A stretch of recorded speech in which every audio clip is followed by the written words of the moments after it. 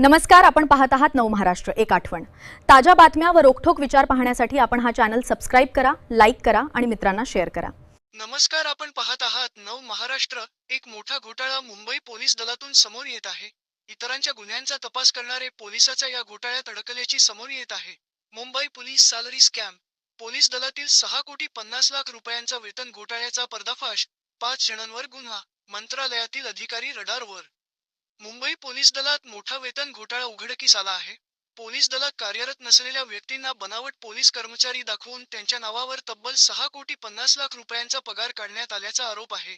या प्रकरणी समतानगर पोलीस ठाण्यात 5 जणांविरोधात गुन्हा दाखल करण्यात आला आहे. वेतन प्रणालीतील बदलादरम्यान प्रकार उघड. जुन्या सेवार्थ प्रणालीतील कर्मचाऱ्यांची माहिती नवीन वेतन प्रणालीत हस्तांतरित करताना हा संशयास्पद प्रकार समोर आला. त्यानंतर करण्यात आलेल्या विशेष ऑडिटमध्ये 2019 आणि 2020 मधील काही महिन्यांच्या वेतन नोंदींमध्ये मोठी तफावत आढळून आली.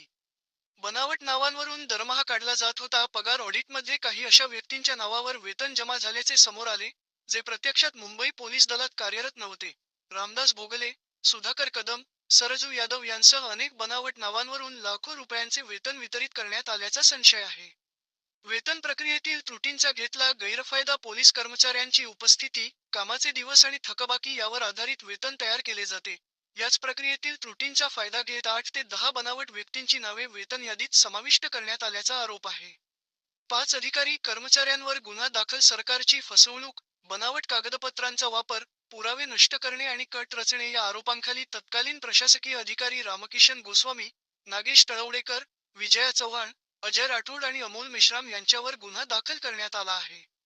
बँक व्यवहार आणि इतर आरोपींचा तपास सुरू. या प्रकरणात वेतनाची रक्कम कोणाच्या खात्यावर गेली, बनावट नोंदी कोणी तयार केल्या आणि या रॅकेटमध्ये आणखी कोण सहभागी होते, याचा तपास सुरू आहे.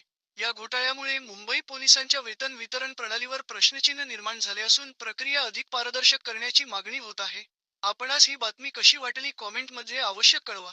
चॅनल सबस्क्राईब करा, लाईक करा, शेअर करा.